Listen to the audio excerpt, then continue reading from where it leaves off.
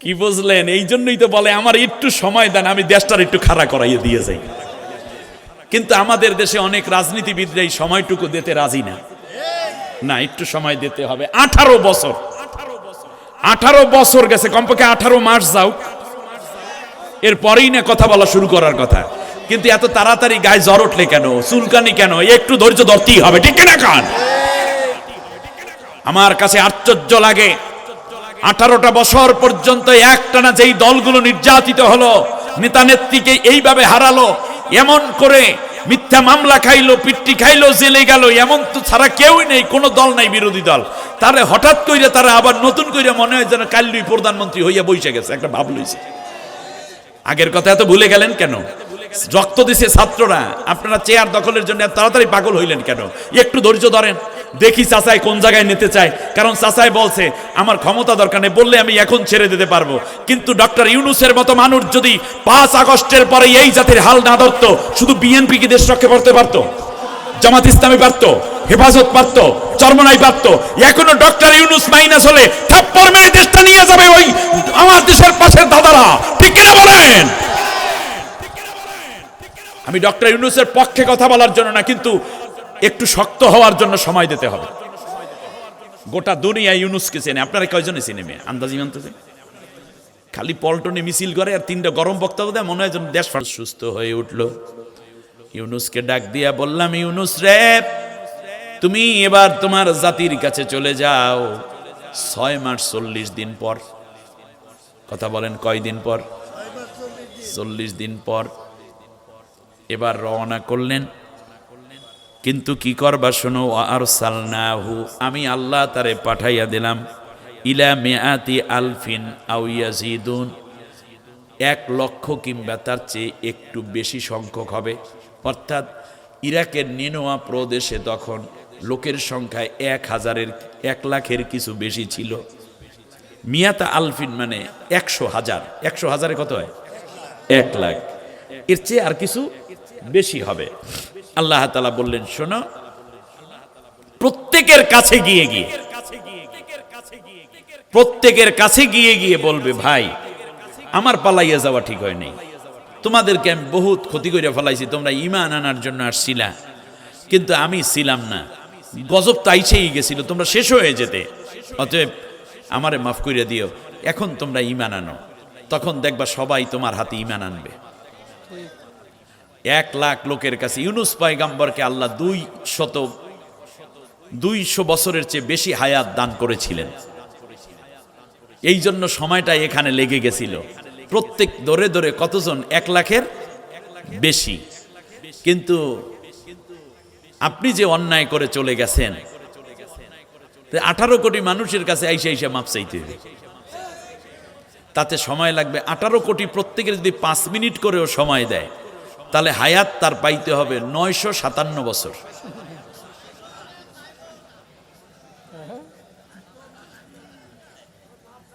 957 বছর টাইম লাগবে তার। এরপরেও মুগ্ধের মার কাছে কি তিনি মাপ পাবেন? মুজাহিদের মায়ের কাছে মাপ পাবেন?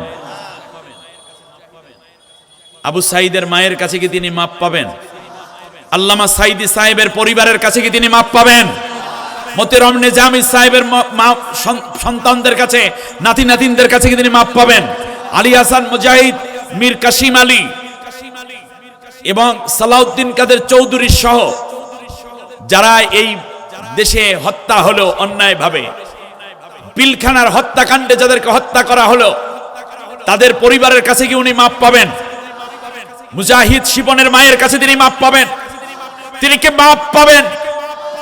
বলুন তো দেখি, এমনি করে করে হেফাজতের রাতে যত মানুষকে হত্যা করা হয়েছে, ওই রাতের শিশু সন্তান হারিয়ে মায়ারে পাগল প্রায়, বলুন তো দেখি তাদের কাছে কি তিনি মাপ পাবেন? পাবেন না। সুতরাং আপনারা বৈশা বৈশা সুবহানাল্লাহ পড়তে পারেন এখন। এই জন্য আপনাদের উদ্দেশ্যে কিছু কথা আমি বলবো, এখন মন দিয়ে এই কথাগুলো শুনতে হবে। আমরা তো এই লোকদেরকে, যারা মুসলমান মুসলিম ভুল করে ওই নাস্তিক্যবাদী দলটা করেছে, তার কারণ ধর্মনিরপেক্ষ মতবাদ, একটি নাস্তিক্য মতবাদ, ইসলাম বিরোধী মতবাদ, দ্বীনহীন এবং বিধর্মী একটি কুফরি মতবাদ। চিরন্তন সত্য কথা এটা, ঠিক কিনা বলেন?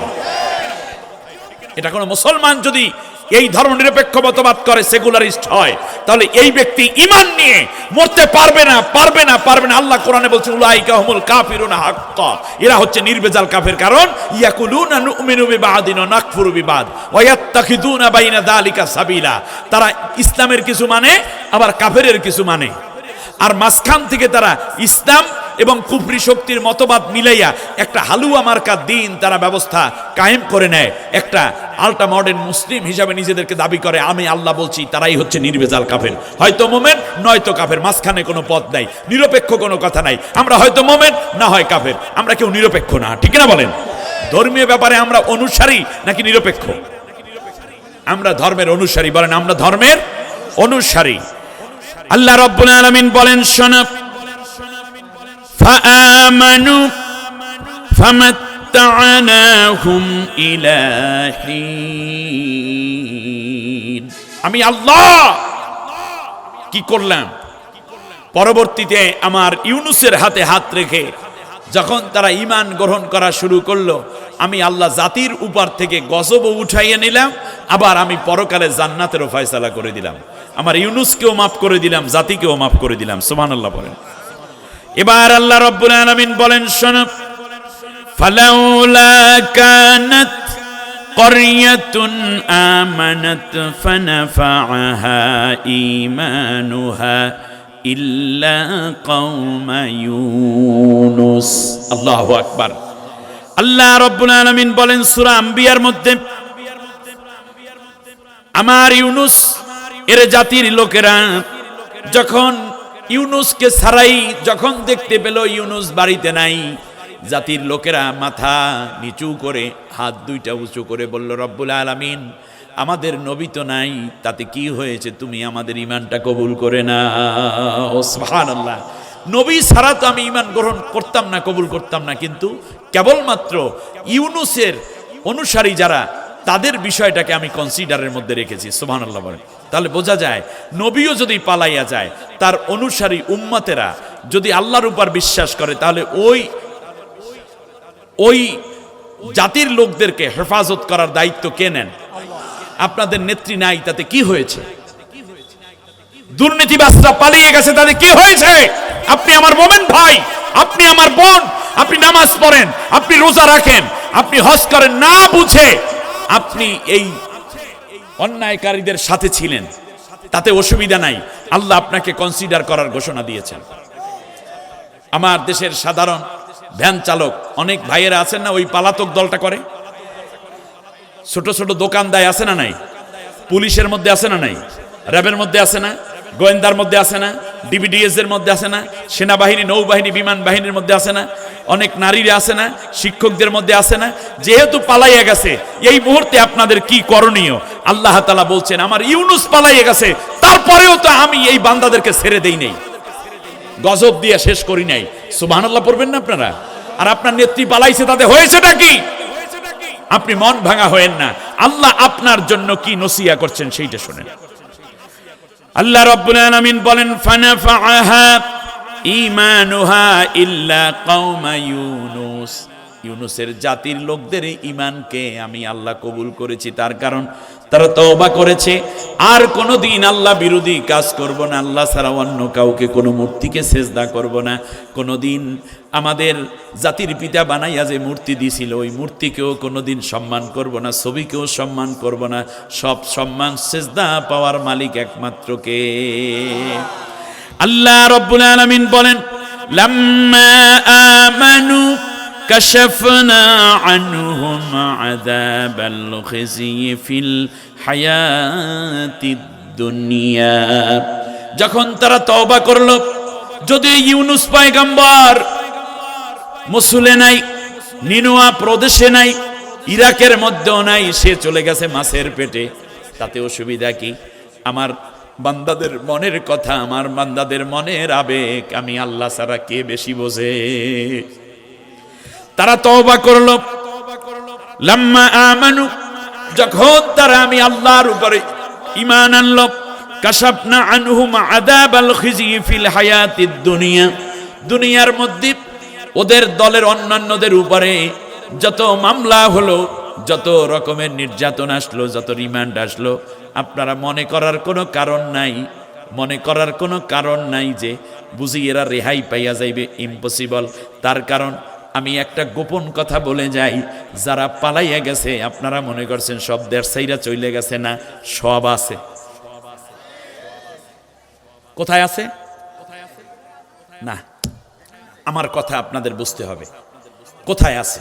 আমি বলে যাই, একটা গোপন কথা বলতাম, একটু কানে কানে গোপনে আস্তে আস্তে কই শোনেন, যদিও মাইকে যায় কিন্তু আস্তে আস্তে কই শোনেন। সেটা হচ্ছে 350 এমপি, তাদের এলাকার নেতা, উপজেলা চেয়ারম্যান, কমিশনার, এরপরে যারা মস্তানি বেশি করছে, এগুলো সব অলরেডি কোথায় আছে? গোপন কারখানায়। সামনে অল্প কিছুকে দেখায়, ওই যে আমির হোসেন আমু, তারপরে কেডায় কেডায় আইনমন্ত্রী, এরপরে আর কে কে আছে না, ইনু মিনু যা আছে, রাশেদ খান মেনন, এরপরে সালমান এফ রহমান, এদেরকে দেখায়। বেশি দেখাইলে ঝামেলা আছে, তাহলে বহির্বিশ্ব বলবে কি এই মানবাধিকার আবার লঙ্ঘন হইতে আছে। তা বাকিরা কই? বাকিরা খাসার মধ্যে আছে, রিমান্ড দিয়া, কথা বজে না কি দিয়া, রিমান্ড দিয়া কাকু টাকা বাইর করতে আছে। খালি কয় টাকা কোথায়? ওই যে বলে না যে টাকার কোনো অভাব নাই। কেন কয়? বুদ্ধির অভাব, টাকার অভাব নাই। আমি কিছু তথ্য দিয়ে যাই, লিঙ্ক দিলাম, বাকিটা আপনারা চিন্তা করে নিয়েন। এর মানে হচ্ছে যখন রিমান্ড দেওয়া শুরু করছে তখন তো ডিম দরকার, এই জন্য বাংলাদেশে ডিমের দাম বাড়িয়ে গেছে কিন্তু হঠাৎ।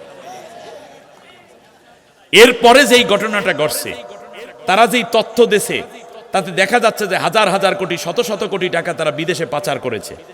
কাক্কুর কাম মানুষ ধরা না, টাকা ধরা। আর টাকা কিভাবে আদায় করতে হয় ডক্টর ইউনুসকে শিখাইতে যাই না, তাহলে আপনি বড় বোকা মানুষ। উনি মালপানি কিভাবে আদায় করতে হয় ওগুলো জিনিস ভালো জানে। এরপরে শোনেন, দেখলো যে ইউরোপে বেশি টাকা ঢুকছে, এই জন্য ইউরোপীয় ইউনিয়নের 17টা দেশের রাষ্ট্রদূতদেরকে এনে বাংলাদেশে, যা বিশ্বে আর কেউ পারে নাই, এটা কাকু পারছে। কাকু এই 17 জনকে খাওয়ন দাওন দিয়ে বলছে তোমাদের এই এই ব্যাংকে এই নামে পাসওয়ার্ড এত, অ্যাকাউন্ট নাম্বার এত, খবর নিয়ে দেখো। তারা ওখানে বসেই খবর নেছে, এই এই নামে এত এত টাকা আছে যা বাংলাদেশ থেকে এরা পাচার করিয়া তোমার দেশে পাঠাইছে, সব টাকা ফেরত দিতে হইবে। সাথে সাথে ইউরোপীয় ইউনিয়নের সবাই বলল স্যার আপনি আমাদের মুরব্বী, আপনি টাকা ফেরত চান, আপনাদেরকে সর্বোচ্চ সহযোগিতা আমরা দেব। এই জন্য যাওয়ার সময় বলছে এই সরকারকে আমরা সর্বোচ্চ সহযোগী দিতে চাই, কি টাকা দিয়া না, বরং আমার দেশের টাকা যা আছে ওইগুলো ফেরত আনানের সহযোগিতা করার মাধ্যমে। এত ঝামেলার মধ্যেও চাচায় 4000 কোটি টাকা বিদেশি ঋণ পরিশোধ করছে। জাপান, চীন, আমেরিকা, কানাডা, এরপরে ভারত, এদের সবাইকে বইলা দিছে যে এত কিছু দরকার নাই, তোমরা আমাদের বাংলাদেশের কাছে কত হাজার কোটি টাকা পাবা সেইটা একসাথে লিস্ট দাও। ওই যে কিস্তিতে কিস্তিতে 100 বছর পয়সা দেব, 20 বছর পয়সা দেব, 50 বছরে দেব, এই টাকা আস্তে আস্তে সুদও হইবে, মূলধনও কাটবে, এত দিয়ে পারবো না, একসাথে হিসাব দাও কত কোটি ডলার পাবা, আমরা একসাথে পরিশোধ করে দেব। তার কারণ চাচায় হিসাব করে দেখছে ওই দেশে যেই টাকা পাচার করছে এই দেশে যা ঋণ আছে মোটামুটি দিয়ে টিয়া দিলে আমাদের কোনো ঋণ টিন থাকে না।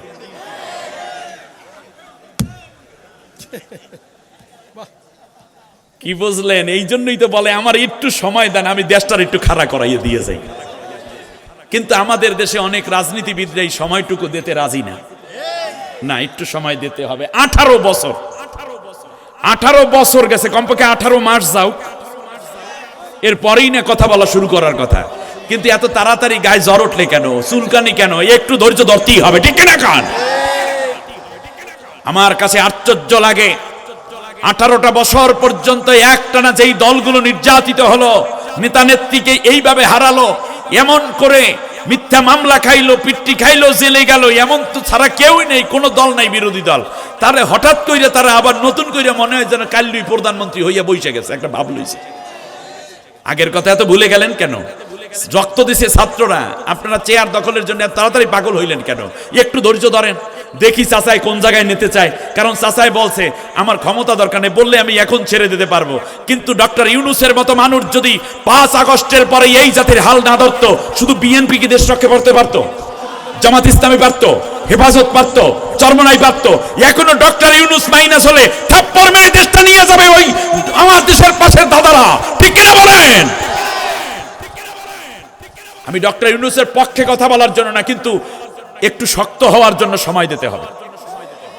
গোটা দুনিয়া ইউনূসকে চেনে, আপনারা কয়জনে চেনে? মেয়ে আন্দাজি মানতেছে, খালি পল্টনে মিছিল করে আর 3টা গরম বক্তব্য দেয়, মনে হয় যেন দেশ ফাটাই ফেলাইবে। এর মানে চোরের টাকা ডাকাতে নিয়ে আসবে।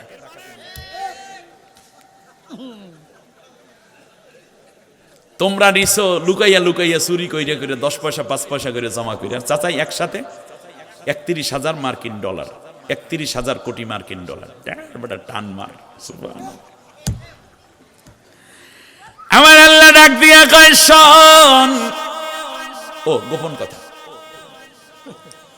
আর একটা গোপন কথা দিয়া যাই, খুব আস্তে আস্তে। হুজুর নোট করতেছেন? সেইটা কি জানেন? সেইটা হচ্ছে একটু মন, মানে মাইকে কইতে আছে, এবার আস্তে জিগাই উনি কি কয় না কয় পাগল। এটা মানে একটু গোপন কথা, তো একটু গোপনে গোপনে কইতে হয়, যদিও মাইকে যায়, ঠিক আছে কিনা? এই বলছেন। এখন মূল বিষয় হচ্ছে ইউনিয়ন, গ্রামে মহল্লায় যেই যেই নেতারা ছিলেন না, কমিটি একটা করে ছিল না, একেবারে গ্রাম কমিটি হইতে শুরু করে শহর, নগর, মহানগর, সব কমিটির নাম অলরেডি গোয়েন্দাদের হাতে।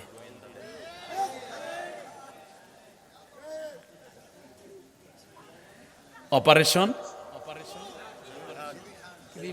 ডেভিল হান্ট, ডেভিল হান্ট, যেটা মনে রাখবেন। একটা কথা বলি, আরেকটা গোপন কথা কইয়া যায়। এমনি মন খারাপ করেন না, কারণ খারাপ করে লাভ নেই। আমার বেশি ভালোবাসতে হবে আপনাদের, কারণ আমি এত সুন্দর তথ্য দিয়ে যাচ্ছি। সেটা হচ্ছে এর মধ্যে কিন্তু আপনার নামও থাকতে পারে।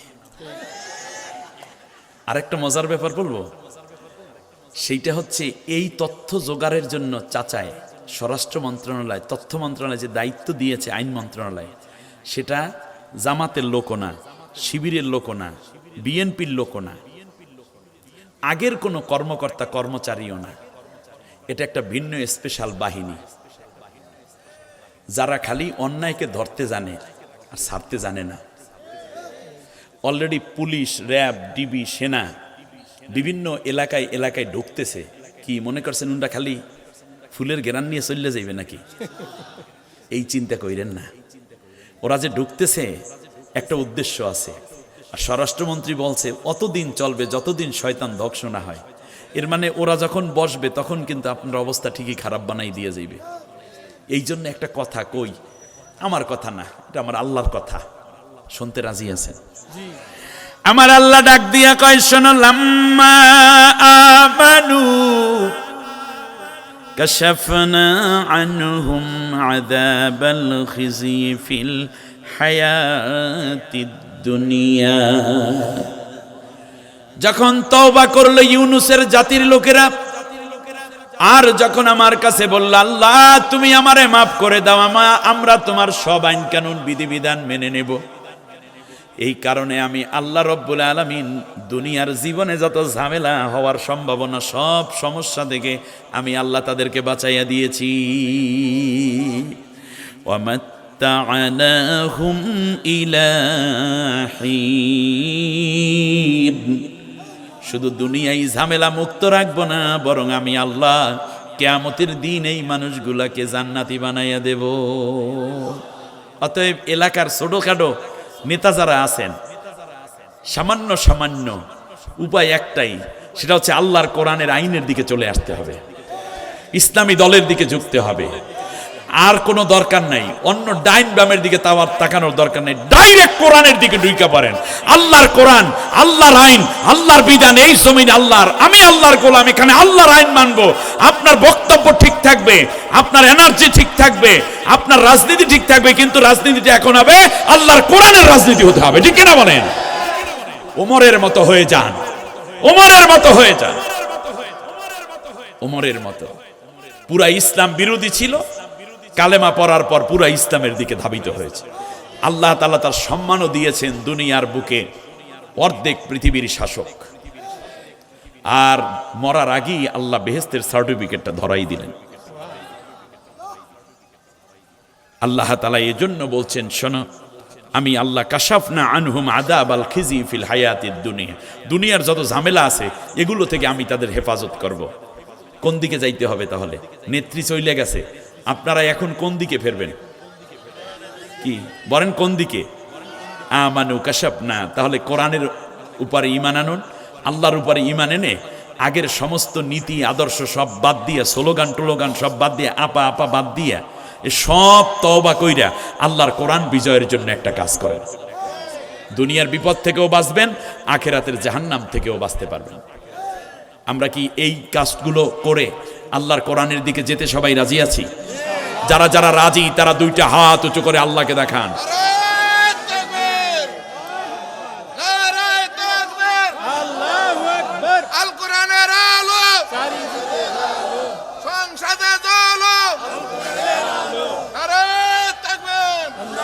বলেন, আল্লাহ আমাদের বাকি জীবন কোরআনের জন্য কবুল করে দাও, কোরআনের কর্মী হিসাবে কাজ করে যাওয়ার তৌফিক দাও।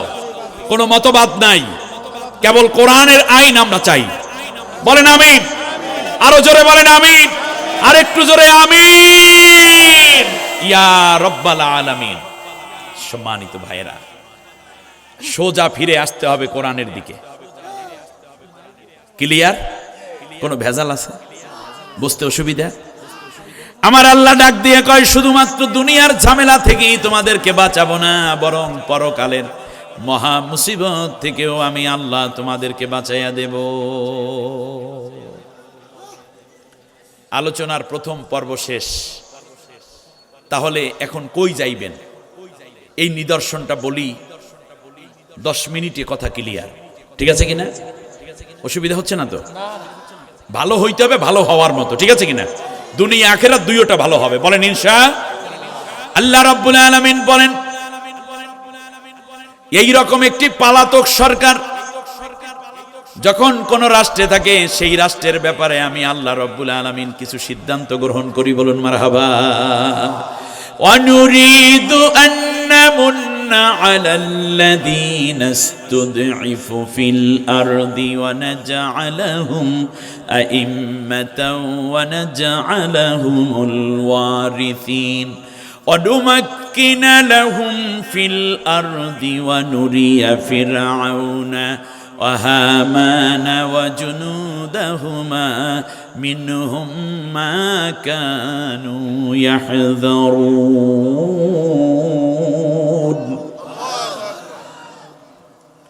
আল্লাহ রাব্বুল আলামিন বলেন, শোনো আমি আল্লাহ সিদ্ধান্ত নিলাম,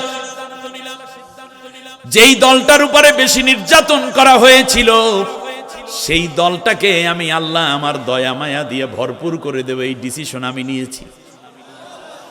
আমার দেশেও সবচেয়ে নির্যাতিত একটা দল, সেই দলের উপর আল্লাহর দয়া পড়েছে। আপনি কি দয়ার মধ্যে থাকতে চান না বাইরে থাকতে চান? ওয়ানাজআলাহুম আইম্মাতান, ওই দলটার লোকদেরকে আমি আল্লাহ সব জায়গায় নেতৃত্বের সব জায়গায় বসাইয়া দেব। যেই শূন্য চেয়ারগুলো পড়ে আছে সব চেয়ারে ওই দলের লোকদেরকে বসানোর সিদ্ধান্ত আমি আল্লাহ নিয়েছি। আল্লাহ সিদ্ধান্ত নিয়েছেন, আপনারা সিদ্ধান্ত নিতে রাজি আছেন কিনা? বলেন আল্লাহর সিদ্ধান্তই, বলেন বলেন আল্লাহর সিদ্ধান্তই আমার সিদ্ধান্ত। আবার জোরে বলেন, এটা মিলাই নিজেরা বলেন তো দেখি। না, এটা যেন আরশ পর্যন্ত যায় সেইভাবে আওয়াজ দিয়ে আল্লাহকে বলেন। বলেন আর একবার বলেন, আল্লাহর সিদ্ধান্তই আমার সিদ্ধান্ত। নিজে নিজে বলেন, আল্লাহর সিদ্ধান্তই আমার সিদ্ধান্ত। আল্লাহ রাব্বুল আলামিন ডিসিশন, ওয়ানাজআলাহুম আইম্মাতান, ইমাম অর্থ নেতা, লিডার, আর এদের বহু বচন হলো আইম্মা। আল্লাহ রাব্বুল আলামিন বলেন, সব জায়গায় আমি আল্লাহ রাব্বুল আলামিন ওই দলের লোকদেরকে নেতা বানিয়ে দেওয়ার ডিসিশন নিয়েছি। ওয়ানাজআলাহুমুল ওয়ারিসিন, গণভবন, বঙ্গভবন, সেক্রেটারিয়েট হতে শুরু করে সব জায়গায়, এমপি হোস্টেল হতে শুরু করে ইউনিয়ন কাউন্সিল পর্যন্ত সব জায়গায় আমি আল্লাহ রাব্বুল আলামিন এই দলের লোকদেরকে খালি চেয়ারগুলোতে বসাইয়া দেওয়ার সিদ্ধান্ত গ্রহণ করেছি। সিদ্ধান্ত নিয়েছেন কে? আরো জোরে, কে নিয়েছে? আমরাও আছি। আল্লাহ আছে যেই দিকে, জোরে বলেন আল্লাহ আছে যেই দিকে, আল্লাহ নাই যেই দিকে, কোরআন আছে যেই দিকে, কোরআন নাই যেই দিকে, কোরআন আছে যেই দলে, কোরআন নাই যে দলে। বুঝতে কোনো অসুবিধা হয় নাই? এইবার সামনে গিয়ে আল্লাহ রাব্বুল আলামিন বলেন ওয়ানুমাক্কিনা লাহুম ফিল আরদ, জমিনের বুকে এই দুর্বল দলটাকে আমি আল্লাহ শক্তিশালী করে দেওয়ার সিদ্ধান্ত নিয়েছি। আগে যখন শুনতো ওই দলের নেতা এই মাহফিলে আসবে, মাহফিলে তো দূরের কথা, যদি ওই চিপাতে বৈশা ওয়াজ শুনতো, 3 গাড়ি পুলিশ হাজির। আর এখন সভাপতিত্ব করে, পত্রিকার মধ্যে পোস্টারের মধ্যে নাম আসে, এরপরেও ফোন আসে, ওসি কয় স্যার আসসালামু আলাইকুম, স্যার কোথায় আছেন? আমি তো মাহফিলে আছি। বলছে স্যার একটা জরুরি বিষয়, একটু পরামর্শ দরকার ছিল। আরে মিয়া সময় নেই। স্যার তাহলে আমি আসি। স্যার তাহলে কখন শেষ হবে? গাড়ি পাঠিয়ে দিই স্যার। জি sir, yes sir, okay sir, হ্যাঁ স্যার বলেন স্যার।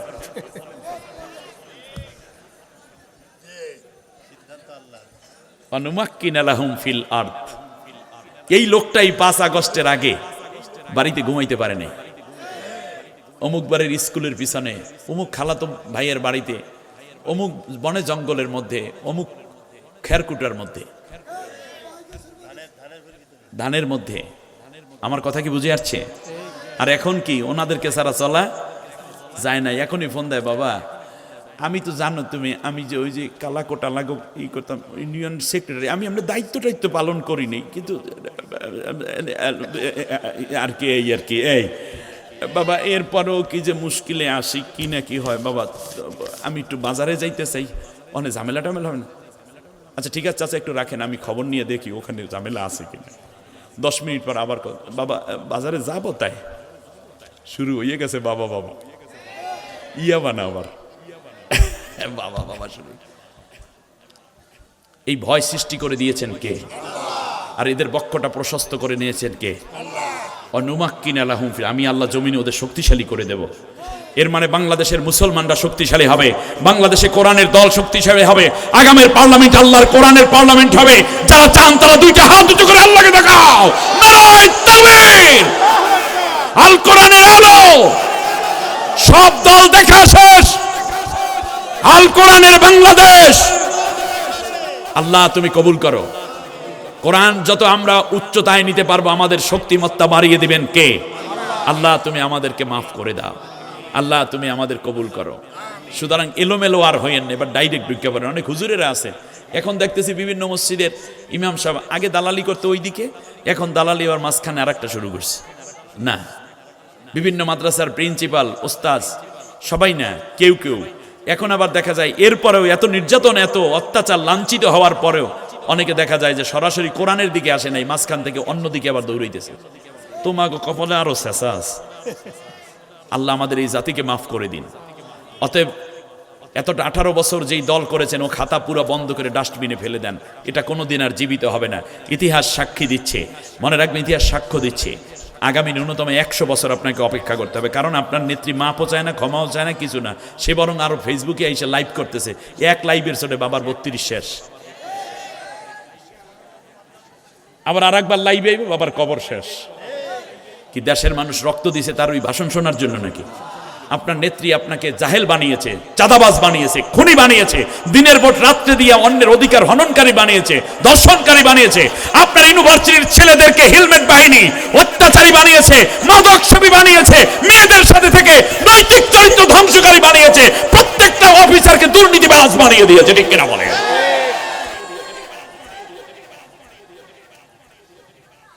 মানুষের বাংলাদেশ বানাতে চাই, এজন্য দরকার মানুষ হওয়ার কিতাবের নাম হচ্ছে কোরআন। এজন্য কোরআনের শেষ সূরার নাম সূরা নাস।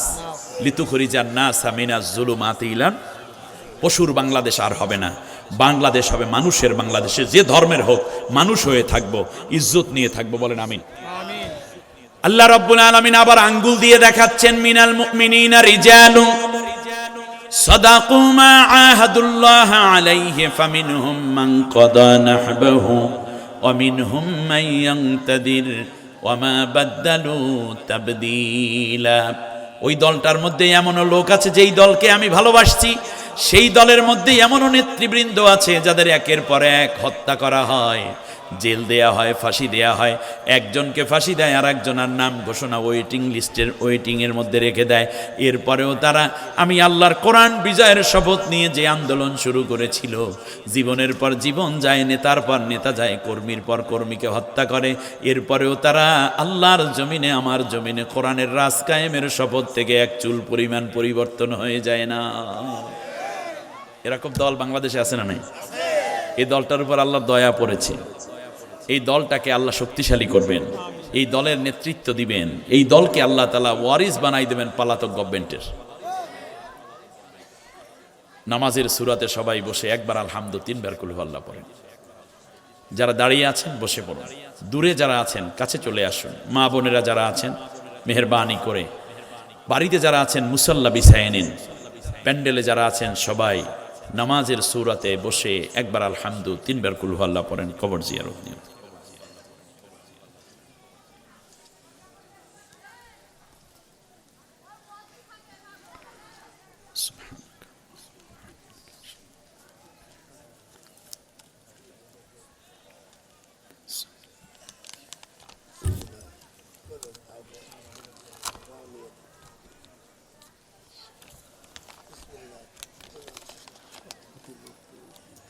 দিয়ে দেন, এখনই দিয়ে দেন। নিয়ে নাত করে যাব না ইনশা আল্লাহ। দোয়া ও মুখুল ইবাদা, ইবাদতের ঘিলু হচ্ছে দোয়া। রাস্তায় যারা আছেন আর রাস্তায় থাকবেন না প্লিজ। হতে পারে আজকের এই দোয়া আমার নাজাতের ওসিলা। ও আজকে খুব খারাপ হয়ে গেছে নাকি? আরে ভাই, আপনার এখন দরকার গায়ে খিজলি পাঁচটায়, এখন ভিটামিন খাইবেন না পাঁচটার ঔষধ দিবেন? আপনার হয়েছে এখন মাথা ব্যথা, আপনি এখন খাইতে আছেন গ্যাস্ট্রিকের ঔষধ, ওতে কাজ হইবে না, মাথা ব্যথার ঔষধটা খাইতে। এখন যেই সমস্যা, এটা সমাধানের জন্য এই তাফসিরটি আমি মনে করি সবচেয়ে ভালো একটা তাফসির হিসাবে আল্লাহ কবুল করুন। আল্লাহ আমাদেরকেও মাফ করে দিন। আপনি কথা শুরু করে দেন, বসে বলেন, মুরব্বী মানুষ, অসুবিধা।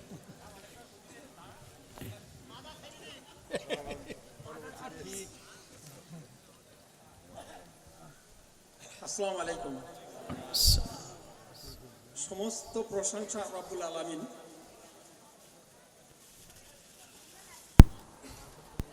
রঘুনাথনগর হাফিজে মাদ্রাসার 13তম বার্ষিক তাফসীরুল কুরআন মাহফিলের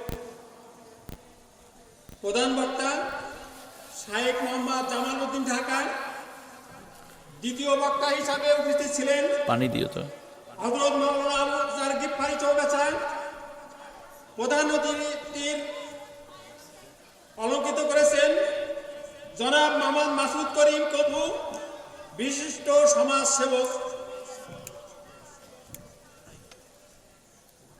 আমার ডান পাশে উলামায়ে দ্বীন, সামনে বসা দূর দূরান্ত থেকে আসা ইসলাম দরদি ভাইরা, আমার পর্দার আড়ালে আমার মা বোনেরা, সাংবাদিক ভাইরা, প্রশাসনের ভাইরা এবং গ্রামের যে সমস্ত কর্মী ভাইরা, আমি একটা কোরআনের আয়াত দিয়ে শেষ করে দেবো এবং দুটি কথা বলবো।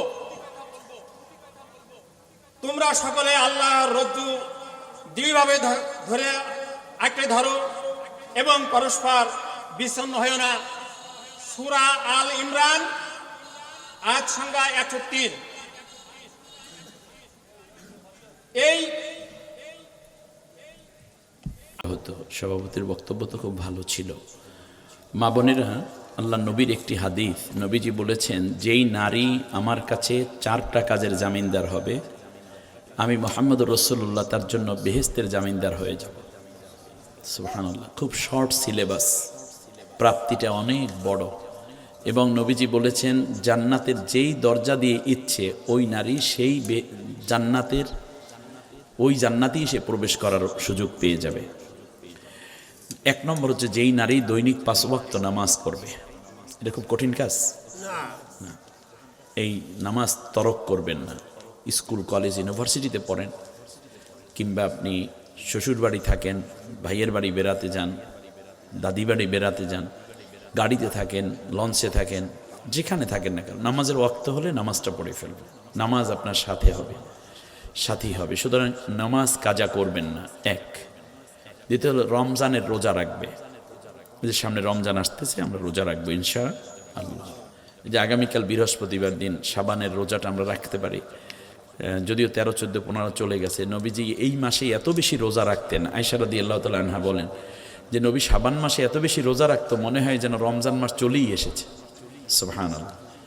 তৃতীয় হচ্ছে, তাহলে 5 ওয়াক্ত নামাজ পড়বে যেই নারী, রমজানের রোজা রাখবে যেই নারী। তৃতীয় হচ্ছে স্বামীর খেদমত করবে যেই নারী। স্বামীর অনুগত থাকুন। স্বামী ছাড়া হৃদয়ে অন্য কাউকে আর প্রায়োরিটি দিবেন না। স্বামীকে নিয়েই সুখী থাকার চেষ্টা করুন। আল্লাহ আপনাকে বারাকা দিবেন, রহমত দিবেন। আল্লাহ তাআলা দুনিয়া আখিরাতে, স্বামী যদি পূর্ণ আপনাকে দিতে নাও পারে কোনো কোনো বিষয়, আপনি ধৈর্য ধারণ করুন, আল্লাহ আপনাকে পুরা করে দিবেন। সেটা সম্পদ হোক, আপনার রুচিবোধ হোক, কিংবা কিছু চাওয়া পাওয়া হোক, পূর্ণতা দানকারী। কারণ আপনার স্বামীর চেয়ে অনেক খারাপ স্বামী নিয়ে অনেক নারী বসবাস করছে। স্বামীদেরকেও বলবো, আপনার হৃদয় দিয়ে স্ত্রীদেরকে ভালোবাসুন। অন্যায় করলে ক্ষমা সুন্দর দৃষ্টিতে দেখতে অভ্যস্ত হয়ে উঠুন। এই যে আপনাদের দেশে তো প্রচুর ফুল পাওয়া যায়, এই যে মাহফিল থেকে যাচ্ছেন, একটা ফুল স্ত্রীর জন্য নিয়ে যান না, গিয়ে বলেন আই লাভ ইউ, দেখবেন আপনাকে কলিজাটা কাইটে দিয়ে দেবে। ঠিক না বলেন? হ্যাঁ, বউকে ভালোবাসুন। অন্য মেয়েদের সাথে ফাজলামি করলে কবিরা গুনাহ, আর বউয়ের সাথে চালাকি ফাজলামি করলে বা এমন মহাব্বত দেখালে সেটা হবে ইবাদত। স্বামী স্ত্রী দুইজনে মুসাফাহা করলে, দুইজনের হাত আলাদা হওয়ার আগেই আল্লাহ দুইজনের সগীরা গুনাহগুলো মাফ করে দেয়। এই যে চাচা মেয়া যারা আছেন, বয়স হওয়ার কারণে মনে করছেন এখন আর বউ দিয়ে দরকার নাই, শান্তি। মরার আগ পর্যন্ত বউ ছাড়া কিছু বুঝবেন না, মনে থাকে যেন। কারণ এই বউয়ের সাথে থাকা মানে আপনার হার্টটা ভালো থাকা, বউ থেকে আলাদা হওয়া মানে আপনার হার্টটা মরে যাওয়া। এই জন্য আপনাদের মহব্বত দেখে আপনাদের পুত্রবধূরা, নাতি নাতিনরা শিখবে। দুইজন এক প্লেটে খাইতে অভ্যস্ত হবেন। মাঝে মাঝে বউকে লোকমা জড়াইয়ে খাওয়াইয়ে দিবেন। নবীজি বলেছেন, এক লোকমা খাবার তুলে দেওয়া মানে একটা সাদাকা দেওয়ার সমান সওয়াব আল্লাহ তাআলা মনোময় দান করেন। কথা বুঝে আসছে তো নাকি? এরকম মায়া মহাব্বত থাকবে আপনাদের হৃদয়ে। একে অন্যকে সালাম দিবেন, ভালো ভালো কথা বলবেন, একে অন্যকে দরদ দেখাবেন। আল্লাহ নবী বলেছেন, যেই ঘরে স্বামী স্ত্রীর মহাব্বত আছে, ভালোবাসা আছে, ওই ঘরের মধ্যে আল্লাহর জান্নাতের শান্তি আছে। ঘরে টাকা পয়সা কম থাকতে পারে, ধান চাল প্রকারেজ কিংবা ভালো ভালো দামি ফার্নিচার না থাকতে পারে, তাতে কি, কিন্তু মহাব্বত যেন কম না থাকে। নবীদের ঘরে টাকা পয়সা বেশি ছিল না, কিন্তু মায়া দিয়ে ঘরটা ভরপুর ছিল। ইসলাম আমাদেরকে এটাই শেখায়। আল্লাহ কবুল করুন, বলেন আমিন। স্বামী যদি রাগ করে, আপনি একবার চুপ করে শুনতে থাকেন। পরে যখন সুযোগ পাবেন তখন বলবেন যে আপনি আমাকে যে এইভাবে কথাগুলো বলছিলেন, কথাগুলো ঠিক ছিল না। আবার একটা কথা বলি, সেটা হচ্ছে মাকে বেশি খুশি করতে গিয়ে মায়ের সামনে স্ত্রীকে এমন ধমক দিবেন না যাতে করে তার নিজের ইজ্জত নষ্ট হয়। কারণ সে আপনার স্ত্রী, সে আপনার বাচ্চার মা, তার একটা অধিকার আছে এই সংসারে। সে তো সব ছেড়ে আপনার কাছে চলে আসছে। ব্যালান্স করবেন। তবে মাঝে মাঝে অভিনয় করতে পারেন। সেটা হচ্ছে, আগে বউরে বলবেন যে মার সামনে বসে তোমারে কিন্তু একেবারে ধমকাইয়ে শেষ করে দেব, তুমি কিন্তু কিছু জবাব দিতে পারবে না। তাহলে আমার মাই খুশি থাকবে, আর মা খুশি হইলে আমাদের ফ্যামিলি, আমার সন্তান, তুমি, আমি সবাই ভালো থাকবো। কারণ মায়ের খুশিতে আল্লাহ খুশি। হ্যাঁ, এদিকে আসো সুমি বেগম, তুমি মার সাথে এই কথা কেন বলছো? আর যদি কোনোদিন শুনি তাহলে কিন্তু তোমার খবর আছে। বউ তো আগেই মোটামুটি রিহার্সাল দেওয়া আছে, মুখের দিকে নিয়ে মুসকি মুসকি হাসবে। বাহ! এরপর রুমের মধ্যে নিয়ে অভিনয়টা কেমন ছিল? ফাটাফাটি। ঠিক আছে কিনা? মাই চিন্তা করে আমার ছেলে আমারই আছে। বউ আর কোনোদিন যে না কও। এরপরে বউটা যদি একটু বুদ্ধিমতী, আম্মা আর কোনোদিন এরকম করবো না, আপনি মাফ করে দিয়েন, এখন থেকে যে বুঝা লইও, কিন্তু আমার পোলা কিন্তু ওই অন্য পোলার মতো না। আমার পোলা, আমার ছেলে আমার মতো, অবজবা। বাস, সংসারে শান্তি আর শান্তি। ঠিক কিনা বলে? এরকম করা জায়েজ আছে, বরং এটা বুদ্ধিমানের কাজ। সংসার জীবনে এরকম করা সম্পূর্ণ বৈধ। মনে থাকবে তো নাকি? ব্যাস। এরপরে চতুর্থ হলো পর্দা পশিদা মতো চলা। অন্য পুরুষকে নিজের চেহারা দেখাবেন না, অন্য পুরুষের সাথে চ্যাটিং ফ্যাটিং এগুলো করবেন না। বিয়ের আগে কোনো বোন কোনো ছেলের সাথে আড্ডা দিবে না, কোনো ছেলে কোনো মেয়ের সাথে আড্ডা দিবে না। বিশ্বাস করো, তাতে তোমার চরিত্র নষ্ট হলে তুমি চরিত্রবান স্বামী পাবা না, আবার ছেলেরা হলে চরিত্রবতী কোনো বোন মেয়ে পাবা না। তার কারণ তুমি যত ফাজিল, তোমার বউ কিন্তু তার চেয়ে বেশি ফাজিল হইয়া তোমার ঘরে আসবে। তো নিজেকে যদি জিতাইতে চাও, তাহলে নিজে আগে সতীত্ব রক্ষা করো। নবীজি বলেছেন, যে নারী কিংবা পুরুষ আমার কাছে দুইটা জিনিসের জামিনদার হবে, আমি মুহাম্মদুর রাসূলুল্লাহ তার জন্য বেহেশতের জামিনদার হয়ে যাব। যা তার দুই চোয়ালের মাঝখানে আছে, মানে জিহ্বা। গালিগালাজ করবেন না, মিথ্যা কথা বলবেন না, এই জিহ্বায় কোনো নেশাদ্রব্য নিবেন না, এক। দ্বিতীয় হচ্ছে তার দুই উরুর মাঝখানে যা আছে, মানে তার সতীত্ব, কেবলমাত্র স্বামী স্ত্রী ব্যতীত এটা কোথাও ব্যবহার হবে না। যদি এই দুইটা জিনিসের জামিনদার হতে পারো আমার কাছে, হে উম্মত, আমি তোমার জন্য বেহেশতের জামিনদার হয়ে যাব।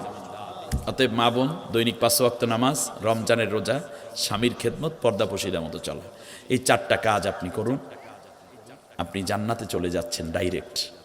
আল্লাহ কবুল করুন, বলেন আল্লাহুম্মা আমিন। আলহামদুলিল্লাহি রাব্বিল আলামিন, والصلاة والسلام على رسوله الكريم. ربنا ظلمنا أنفسنا وإن لم تغفر لنا وترحمنا لنكونن من الخاسرين.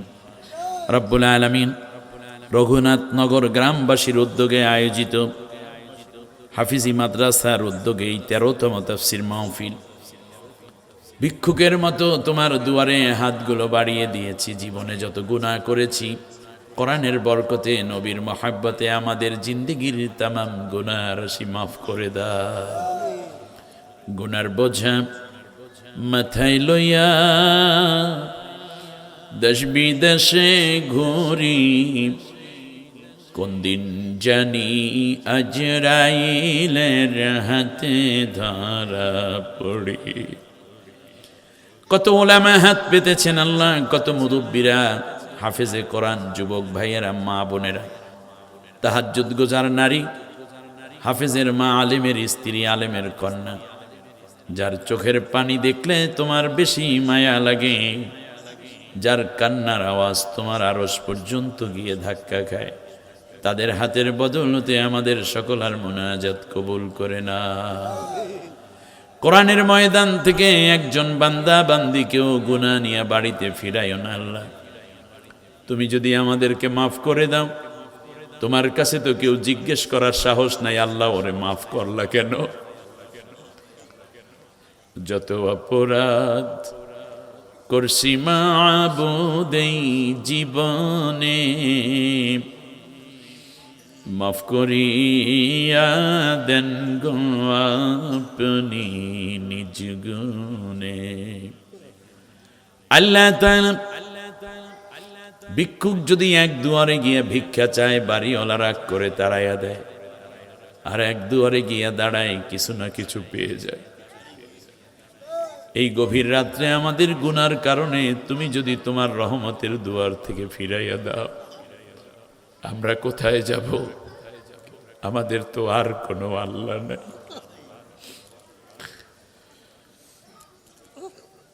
রব্বুল আলামিন একজন বান্দা বান্দিকেও গুনাহ নিয়ে বাড়িতে ফিরাইও না, সকলকে মাফ করে দাও।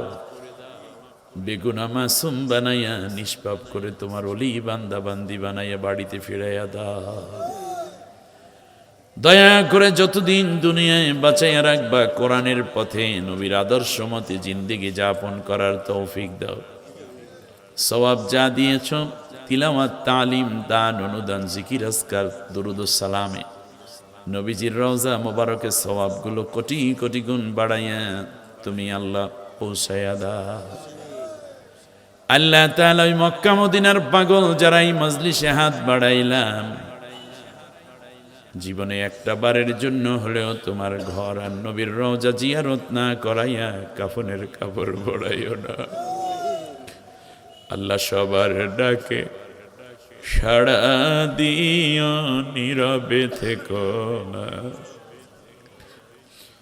কৌশল করে লয়ে যায় সোনার মদিনা। তামাম দুনিয়ার মাটির নিচে যত মুমিন মুমিনাত সকলার কবরে হাদিয়া পৌঁছে দিও আল্লাহ। খাস করে এই সুন্দর মাহফিলের আয়োজন যারা করলেন, মাদ্রাসাখানা বানালেন, টাকা পয়সা বুদ্ধি পরামর্শ পরিশ্রম দিলেন, বলতে এবং শুনতে আমরা যারা এসেছি জানি না কার মা জননী দুনিয়ার থেকে জনমের বিদায় হয়ে গেছে। আল্লাহ গো, দুনিয়ায় যার মা নাই, কষ্ট বোঝার মতো এই পৃথিবীতে তার কে আছে?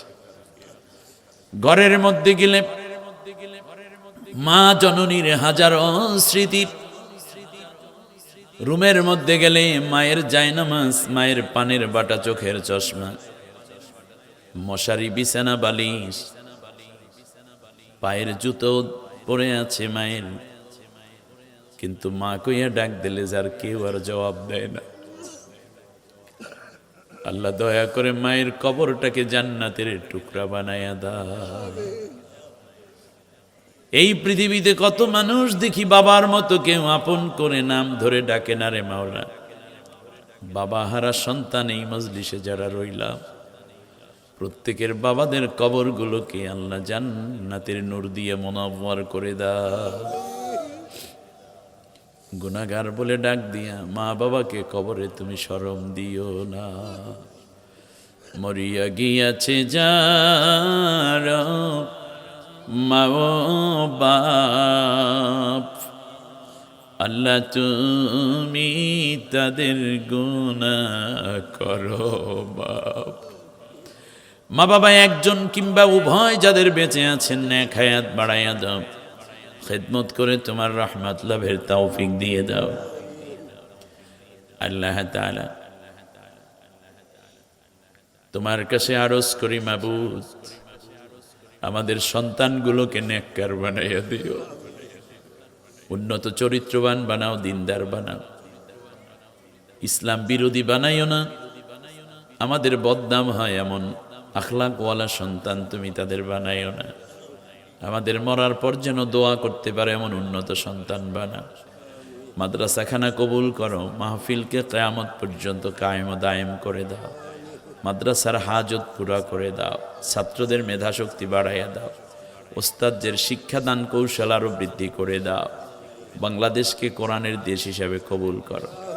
আমার ডানে বামে সামনে পেছনে যত কবরবাসী সকলের কবর আযাব মাফ করে দাও।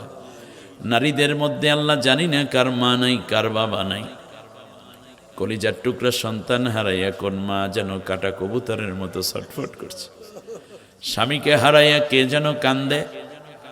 যাদের নিয়েছ সবাইকে জান্নাতি বানাইয়া দাও, মাফ করে দাও। আল্লাহ যে নেয়ামত নিয়েছ তার চেয়ে ভালো নেয়ামত দিয়ে ধন্য করে দিও। মাবুদ রে, তোর কাছে আরজ করি আল্লাহ, যারা অভাবগ্রস্ত পরিবার আল্লাহ তুমি সবাইকে স্বাবলম্বী করে দাও। যারা অসুস্থ হয়ে আল্লাহ আমিন আমিন বলতেছেন, সবাইকে আল্লাহ তুমি কোরআনের বরকতে পূর্ণ সুস্থ করে বাড়িতে ফিরাইয়া দাও। আল্লাহ কন্যা বড় হয়েছে, ভালো পাত্র পাচ্ছেন, আল্লাহ তুমি ভালো পাত্রের ব্যবস্থা করে দাও। যাদের চাকরি নেই চাকরির ব্যবস্থা করে দাও। বেকারদেরকে হাতে হালাল কাজ দিয়ে দাও।